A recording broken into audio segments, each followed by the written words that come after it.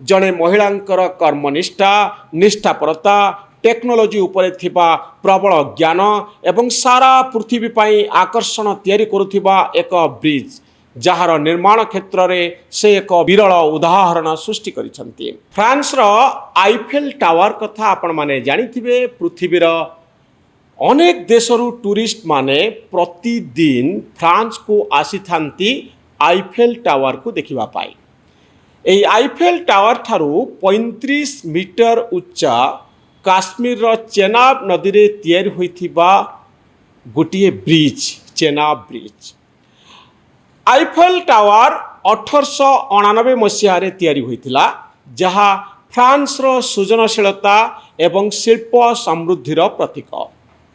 किंतु 2025 मसीह चेनाब नदी उपरे निर्मित ब्रिजटी आधुनिक भारत वर्षर इंजीनियरिंग प्रतीक, जहाँ कहे हिमालयर पार्वत्य उपत्यका भूमिकंप एवं पवन बेग को खातिर नकरी ठिया हुई पारिबार शक्ति रखिथिबा मनीष तैयारी एक ब्रिज, जहाँ को प्रधानमंत्री नरेंद्र मोदी उद्घाटन करिसंती। 467 मीटर गोलाकृति एई ब्रिजटी 25,000 मेट्रिक टन स्टील रे तैयारी होइछि, जहाँ घंटा को 260 किलोमीटर बेगरे बहुथिबा पवन को मध्य सह्य करि पारिबो। 8 मैग्निट्यूड रो भूमिकंप -20 डिग्री रो ठंडा को सह्य करिवार ताकत रखिछि एही चेनाब ब्रिज। वर्ष तमाम यारी उपरे रेलगाड़ी गड़िबो।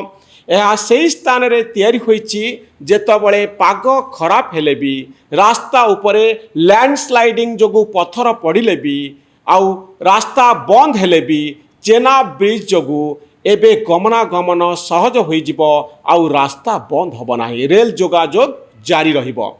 चेनाब ब्रिजटी अनेक गुड़िए असुविधा को दूर करिछि।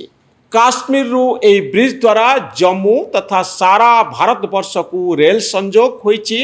1315 मीटर ए ब्रिज जार उच्चता नदी सज्जा ठारू 359 मीटर उपरे। ए सबू कहवा भितरे मु आपण मानकु जड़े इंजीनियर कहानी कहवा पाई चाहिबी। जेउ इंजीनियर जनक 17 वर्ष धरी तांको टीम सहित लागिथिले एही प्रकल्पटी को शेष करबा पाई। जेतबळे माँ पेटरे भारत रे झियो मानकु बोझ भाबी मारी दिया जाई थाए, सेही देशरे जी माधवी लतांकर एबे भूरी भूरी प्रशंसा करा जाउची।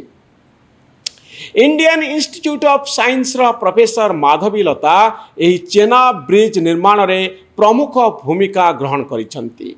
2005 रु 2022 मसीहा पर्यंत एही निर्माणर गुरुत्वपूर्ण दायित्व नेइथिले माधवी लता। माधवी रेलवे चैलेंज गुड़ी को बुझुथिले एवं हिमालयर कठिनता को मध्य बुझिबा पाई चेष्टा करुथिले।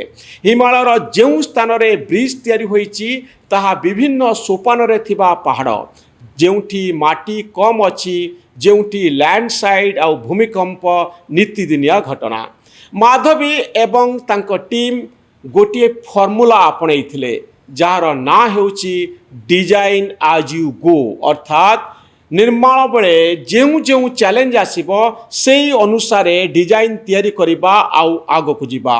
निर्माण भितरे आसीछि अधा भांगिथिबा पहाड़ सबू, विभिन्न प्रकार पत्थर जहाँ सर्वे बेले जଣା पड़ी नथिला, भंगा पहाड़ उपरे सीमेंट ग्राउटिंग करवा हेउ, पहाड़ खोलरे थिबा फाट को सामना करवा हेउ, विभिन्न प्रकार पत्थर को जोड़िबा हेउ, अनेक प्रकार चैलेंज को अतिक्रम करी माधवींकर टीम आग को बढ़ुथिले। दीर्घ दिन धरी भारतर सबुठारु बड़ चैलेंज पाई माधवीलता एक समाधान सूत्र बाहर करथिले। मनमोहन सिंह का समय आरंभ होइथिबा एई प्रोजेक्ट मोदी का समय शेष हैला। आउ जड़े महिला এই प्रोजेक्टर नेतृत्व नेले ताहा कम गौरवर कथा नुहे।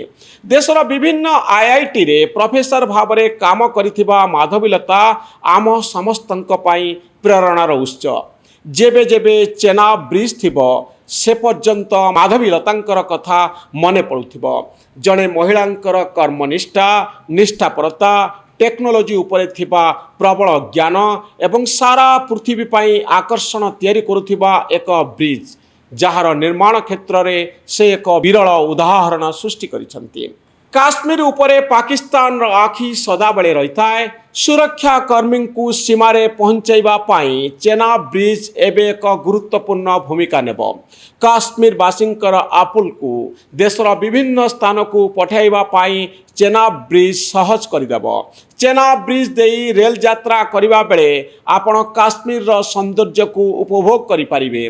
जम्मू काश्मीर प्राकृतिक शोभा पर्यटन दृष्टि यार गुरुत्व एवं अशांति रे कुहुलुथिबा एक उपत्यका पाई एई ब्रिज केते गुरुत्वपूर्ण ताहा सहजरे अनुमान करि हुए। ए सबु भितरे देशर जड़े महिला एवं इंजीनियर पाई सृष्टि करिथिबा तांकर काम सबु दिन पाई मने रहिबो। आउ ए सबु भितरे जे आम समस्तंक पाई उदाहरण साजी सामना को आसुचंती से हेउचंती माधवीलता, जड़े इंजीनियर जड़े प्रोफेसर, जे आम समस्तंकर प्रशंसा पाई योग्य।